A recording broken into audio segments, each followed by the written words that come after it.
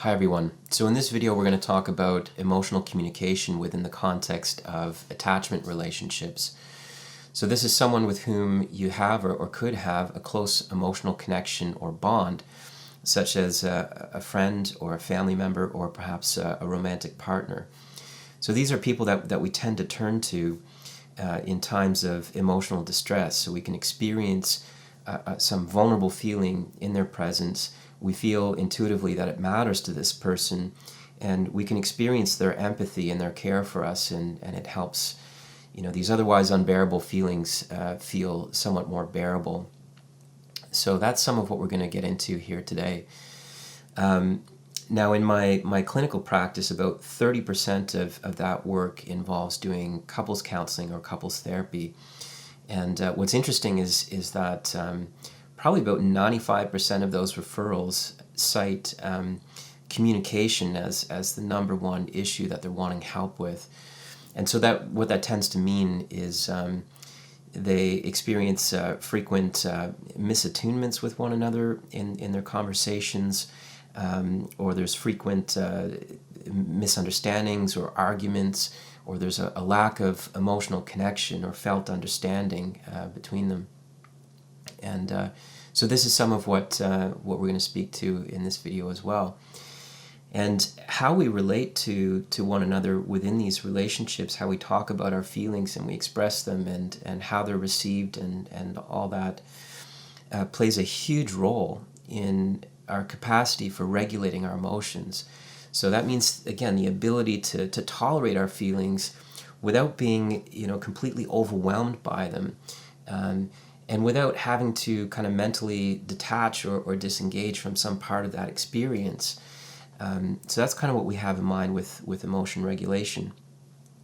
And as far as I can tell, as human beings, we are just not really wired up, evolutionarily speaking, such that we can do this really well in isolation.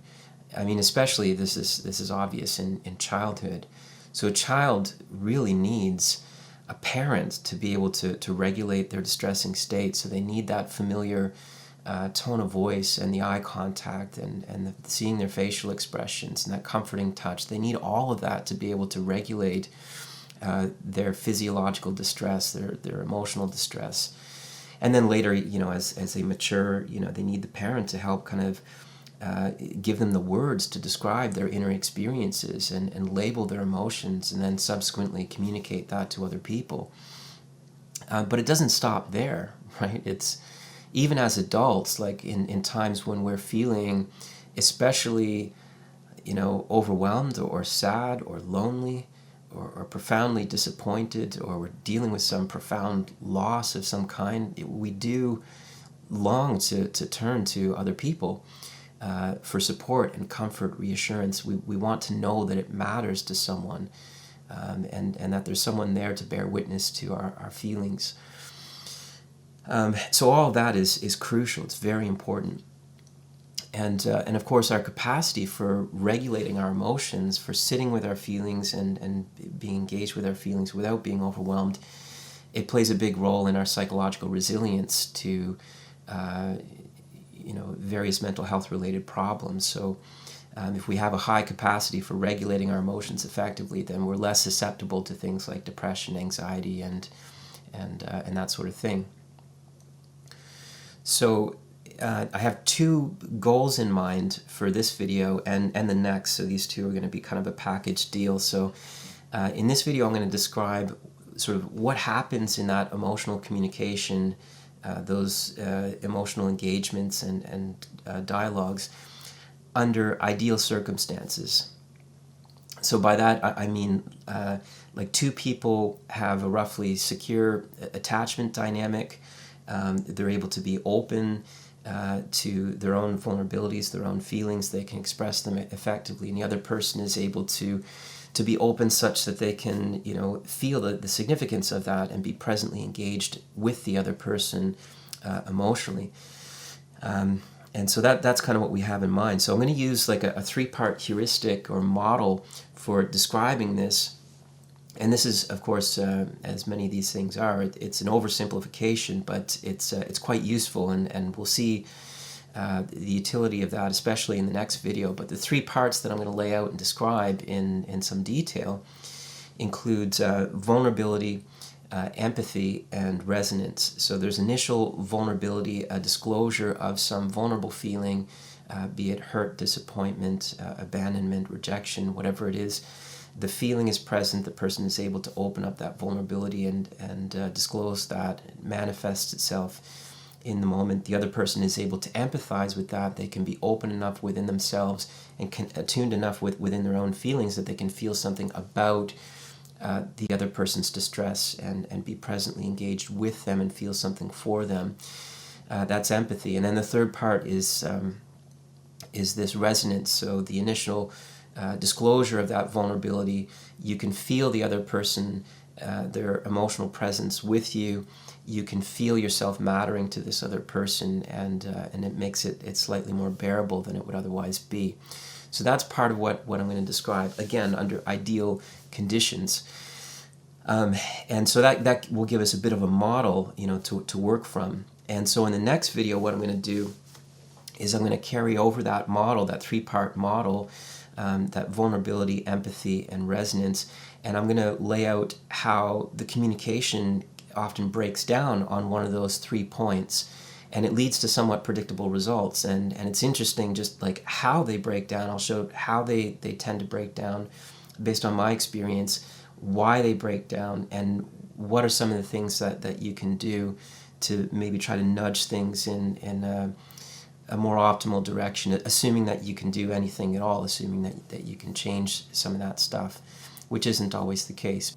So before talking about that 3-part model, I thought it would be helpful to discuss some different concepts and metaphors that may help orient us in our thinking and the attitude that we take toward understanding these important relationship dynamics.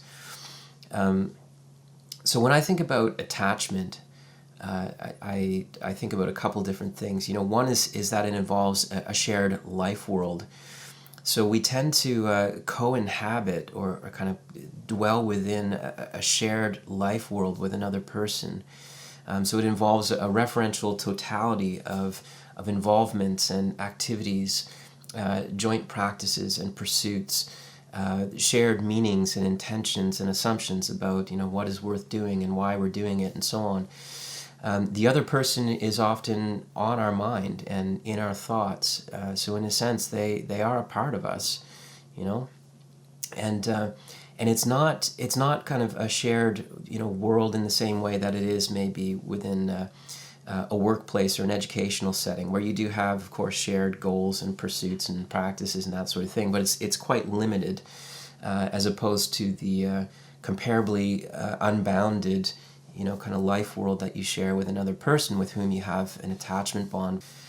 The other thing, so that's the shared life world. The other thing that's very important and maybe the most important part is an emotional involvement, an emotional investment in the other person, in how they are. So the way that they are, how they're feeling, certainly it matters to us. We have a feeling about what they might experience, and how they're feeling, how they're doing. We're capable of being open, such that we can feel their importance, we can experience the mattering, and we're able to be moved by their emotional experiences. And the other person is able to feel our presence with them. And so there's a kind of emotional proximity with this other person. Now this is interesting, of course, and everyone knows this, I think, is that you can be physically near someone, but be psychologically or especially emotionally quite distant from them. So that's kind of what we have in mind by this. So we can be open such that the other person matters to us, and we can be moved by them emotionally.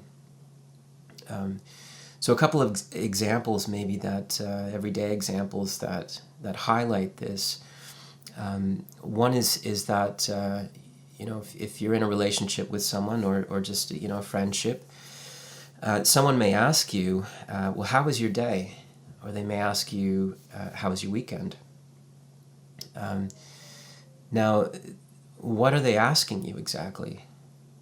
Well, they're not asking necessarily what were the events that transpired, what happened necessarily. That's not really what they're not after, in other words, like an itemized list of things that unfolded.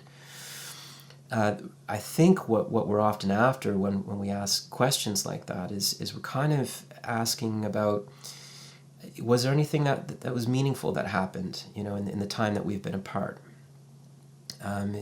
Were there moments where you felt really happy or proud or excited?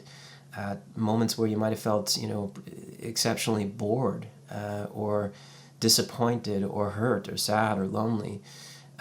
This is kind of, what we're after. Like, how are you doing? How are you?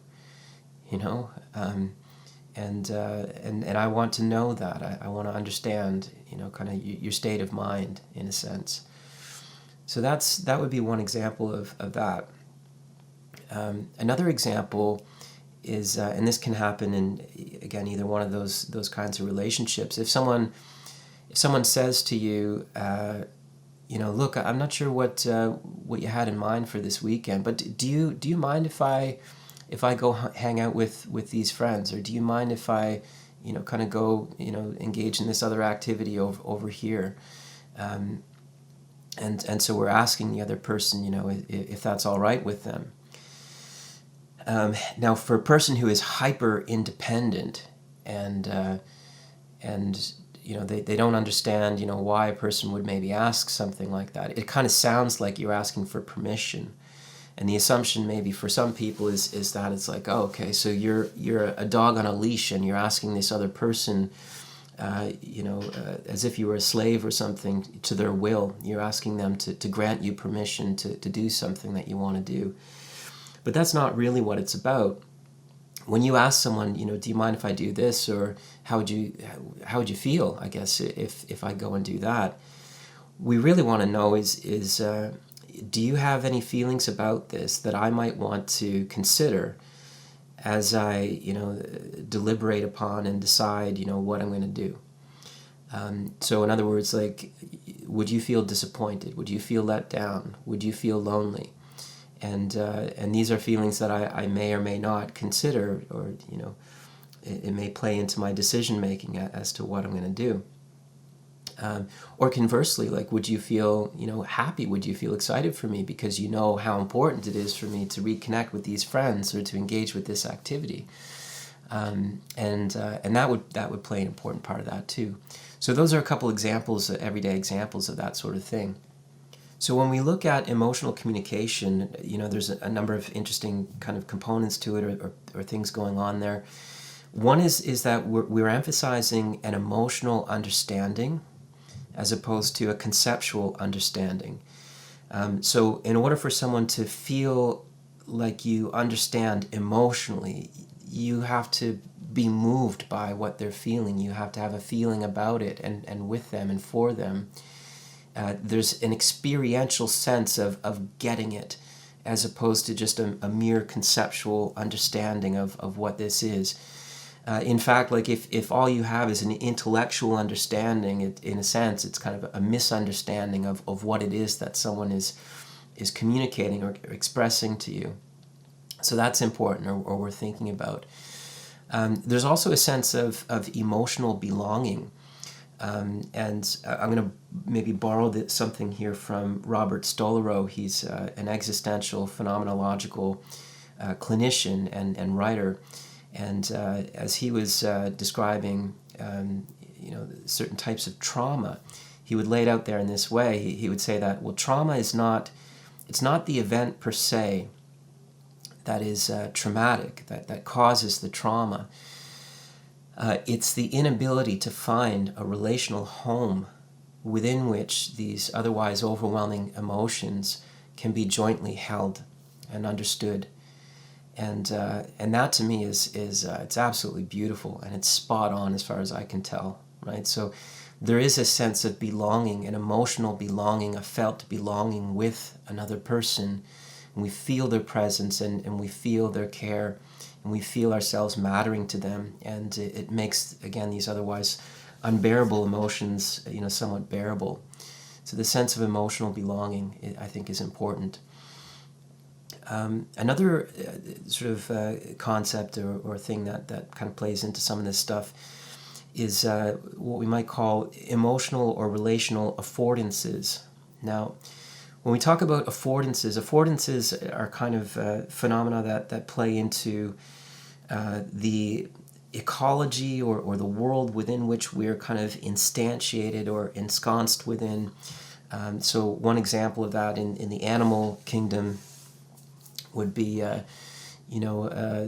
flower petal affords the bee a place to perch or to sit.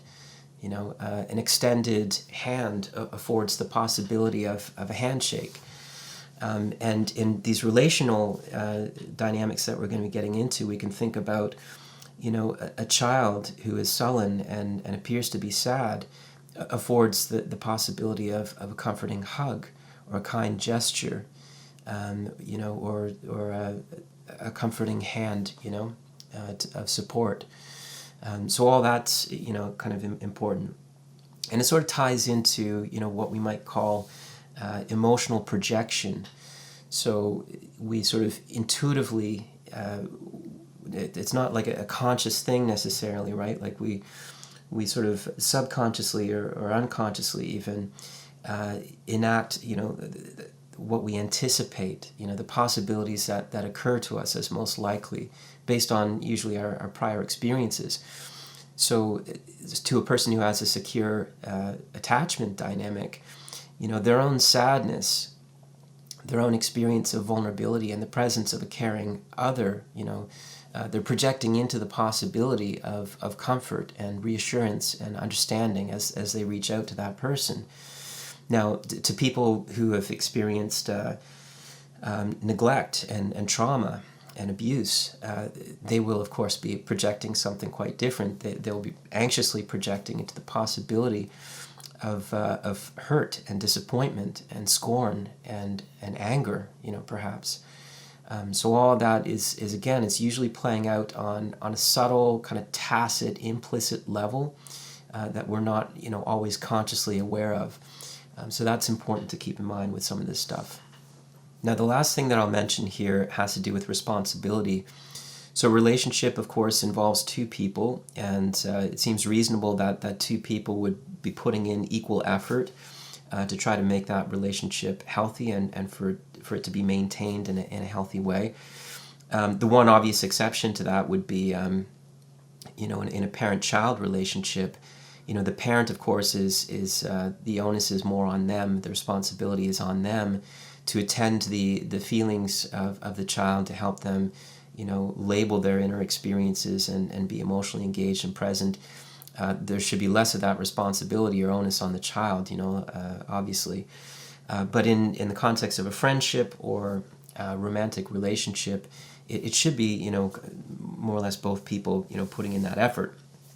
Now, having said that, in my experience, that's rarely the case that's happening, all the time.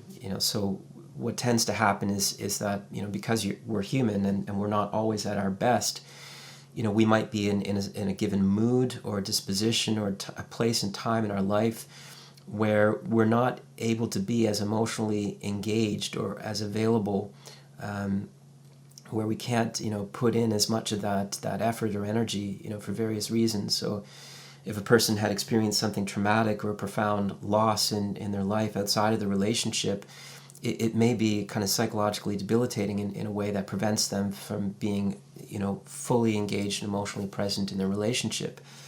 And what that means is that sometimes, for a short time, hopefully, the other person is having to pick up a bit more of that slack. And putting in more work and effort in a relative sense. Now, you should be able to do that, by the way, without being resentful about it. That's kind of what we do in relationships. We're not hyper-focused on this, this notion of justice where everything has to be 50-50 or something like that. We give our love and our care, somewhat freely, in these relationships. So the idea here that I just want to highlight is that to try to take on as much responsibility as you can for your part in the dynamic. I have found that it's it can be quite tempting and comparatively easier to point out the flaws in another person, but you can't change the other person, and you're ultimately responsible for your part, so you want to identify as much as you can opportunities or possibilities that are within your own grasp, things that you can change or influence within the choices available to you. So that's where your focus should be, But having said that, I mean, certainly if you find yourself, especially over the long run, in a dysfunctional relationship that is neglectful and unsatisfying and so on, like don't. There are some people that are going to watch this and they're already of the mindset where they're looking for faults within themselves, and they blame themselves too much, and they don't hold the other person accountable enough. So it is striking the right balance, and depending on who's viewing this, you want to be careful about where you put the emphasis. So now we'll talk about those three parts of emotional communication. So vulnerability, empathy, and resonance. And of course, they're not really parts. They're not objects. They're not things. They're not events or merely things that happen over there. As if you were a scientist, kind of looking at this stuff. The way that I would encourage you to look at it, or to consider some of this stuff, is that they're opportunities or ways of being. It's a call to action. A way of being presently engaged with the other person. Something needs to be done, in other words, and only you can do it, right? So again, that kind of goes back to that responsibility thing. And the reason why I want to emphasize that is that I think psychology, in my opinion, it has this bad habit of turning all these various psychological phenomena into objects and events. And then sort of glosses over important parts of the phenomena that it is trying to understand. So that first part, vulnerability, it means that we're able to experience feelings of hurt and sadness and loss, feeling disappointed, small, inadequate, and so on. That we're able to experience those feelings, and the what it's like of those feelings show themselves and manifest itself experientially. And so it's more than just the words, right? So when we talk about emotions, there's three parts, arguably, right? There's the words, the concepts that we're employing that designate or point back toward the experience that we're having. There's the experience itself. And then there's the maybe the motivation or the behavioral kind of pull that it has, the direction that it has, a kind of fundamental kind of intentionality to it. So we're highlighting so it has to open up. Think about it in terms of like an experiential clearing that has to open so that the feeling itself can show itself. And so, just to highlight the difference between the words and the feeling, I mean, I can say that I'm sad, but even though I'm employing the word, you could, doubt, and you should doubt, whether I'm in fact feeling sad, because it doesn't look like I'm feeling that way. So the words are clumsy attempts to describe these subjective experiences that most of us have had. But sometimes we don't even need the words, of course, because the feeling sometimes is just so palpable and it resonates so strongly that we know it, we feel it. So part of being vulnerable means that you also need to trust the other person, and so you're trusting them with your feelings. You're trusting that it will matter to them, that it's capable of moving them in some significant way, that they can feel something with you and for you, and it's good to go in with that attitude if you can, that I'm going to trust this person with my feelings, unless of course you have evidence to the contrary. So obviously this wouldn't be such a good thing if you're in an emotionally neglectful or abusive relationship. There's plenty of evidence to suggest that you can't trust this person with your feelings. And so, but by trusting the other person with our feelings, we are taking a bit of a risk. It's an emotional risk. And so we're risking the possibility of judgment or criticism or being neglected. You know, that the other person may turn away from us. It may upset them. It could bring about all kinds of different responses. So in our vulnerability, we're taking a risk. But notice how, you know, arguably an emotion like pride and joy and happiness is a kind of, it can be a kind of vulnerability too. If I, you know, bring something to a friend or a partner, and I'm so happy and overjoyed, and I'm wanting to share this with the other person, but if they just shrug their shoulders and say, well, what's the big deal, or, you know, that's foolish to be excited about that, you know, it feels, we feel disappointed, we feel dismissed or brushed off, you know, so and that's you know, often quite hurtful. So we're taking a risk, arguably, even in opening up to those kinds of you know, more positive feelings, I guess. Now, why are we emphasizing vulnerability here as opposed to something like anger?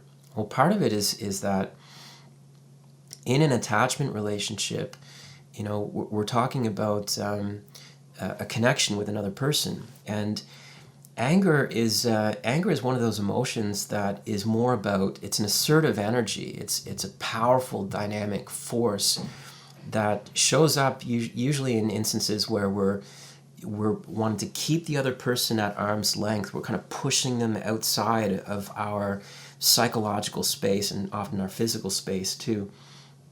And we're keeping them at a distance so that they cannot hurt us, so that they cannot betray us or disrespect us or whatever it might be.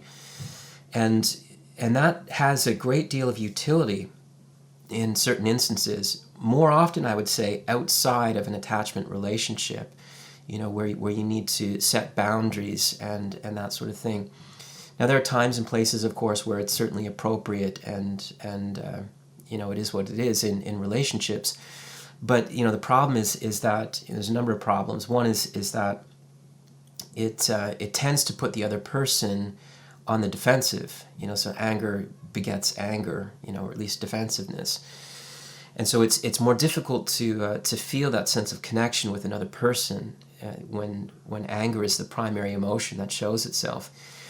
The other problem is that in a relationship context, not always, but much of the time, I would say most of the time, anger serves as a secondary emotion. So what that means is that it's an emotion that is secondary to the primary emotion that is really, you know, what's at the core of your experience. So beneath anger is usually a more vulnerable feeling.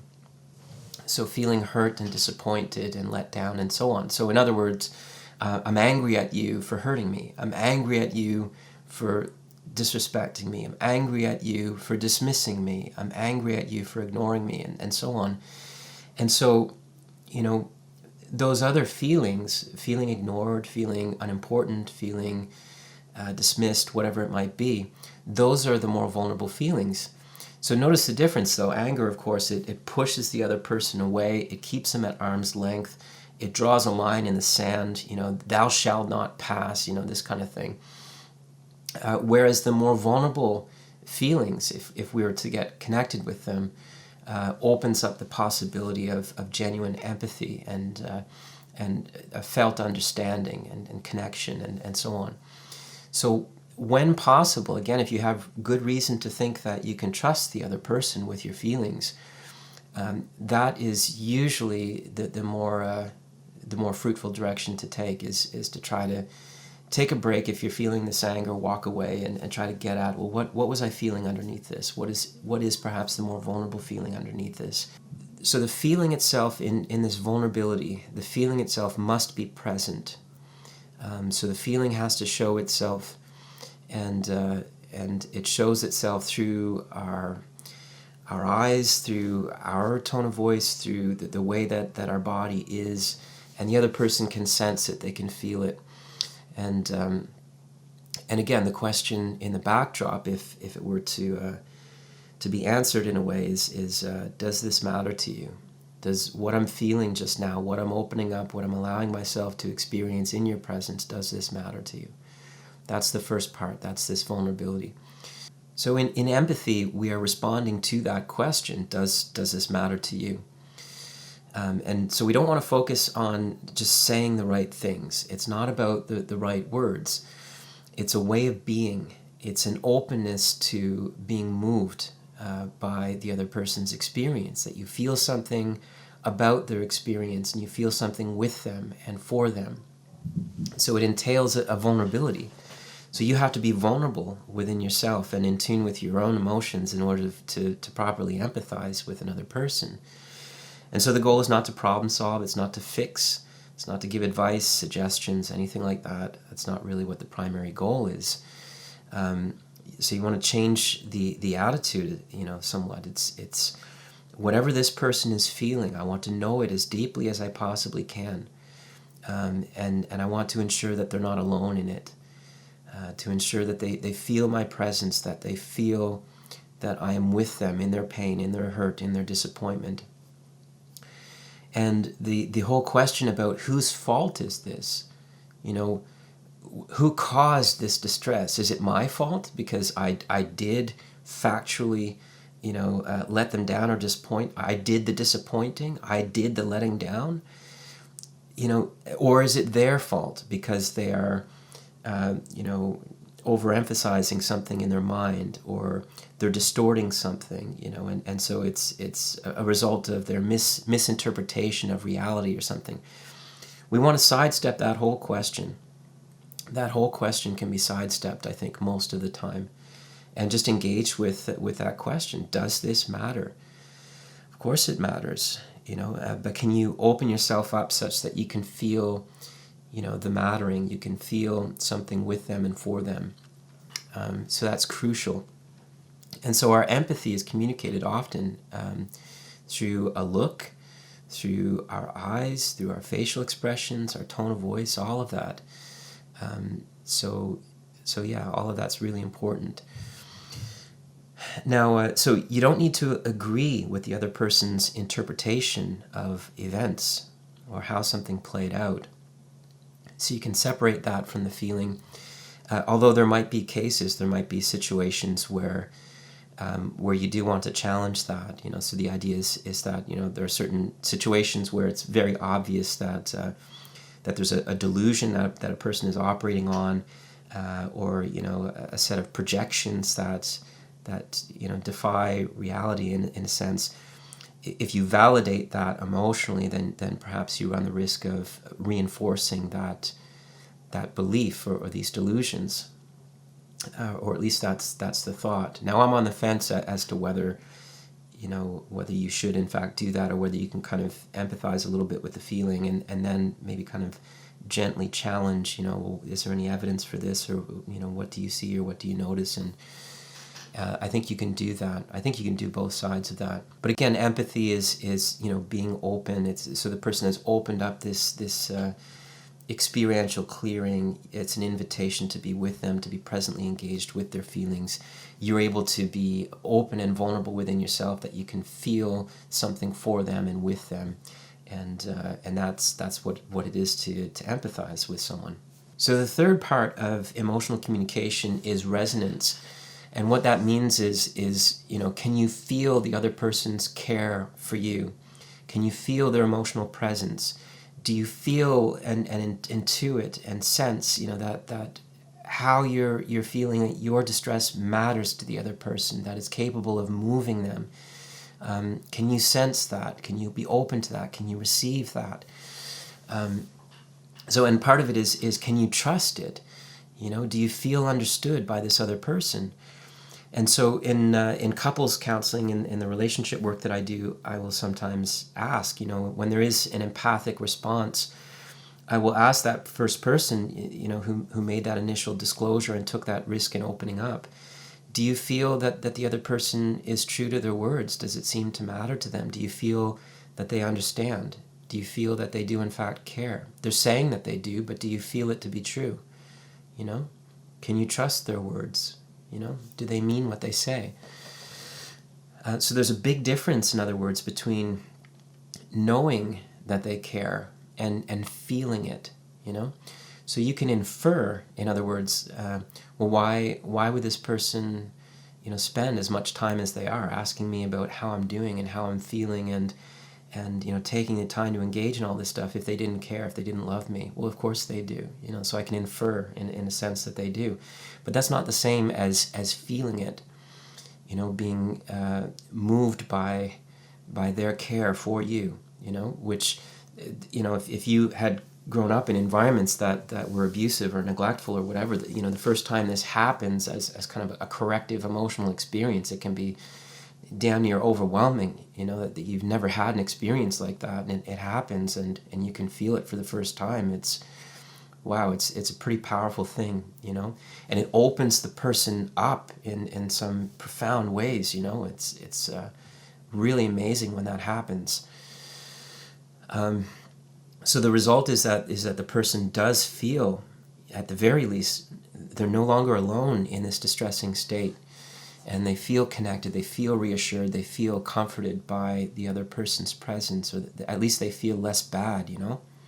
So that's resonance, and that's the three different parts that I wanted to talk about today. So hopefully some of that makes sense, and it gives us like a good little framework to start with. Again, this is kind of what it looks like, to my mind anyway, under ideal conditions, you know, and I'd probably guess that at least half of the people watching this experience something short of this. And so the next video should be of interest to you, because I'll be getting into like how that emotional communication or those emotional dynamics, how they break down on one of those three different points, why that happens, you know, in general. And so you might want to pay attention to that video when I get to it. If you have something that you think would be really interesting, you know, for me to speak to in that way, like certain, you know, patterns or dynamics that you've noticed in your own relationships or in other people, you know, that I might be able to speak to in a general sense, then add some comments below, and I'll try to work that into the next video when I get to it.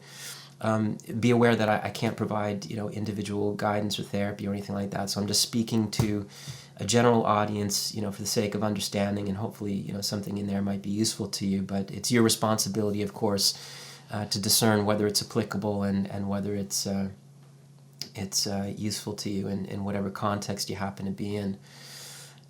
So thanks again for watching, and if you haven't already, please hit the subscribe button and the notification bell, and again, offer some comments and like the video, of course. I appreciate all that stuff. Okay, we'll see you in the next one.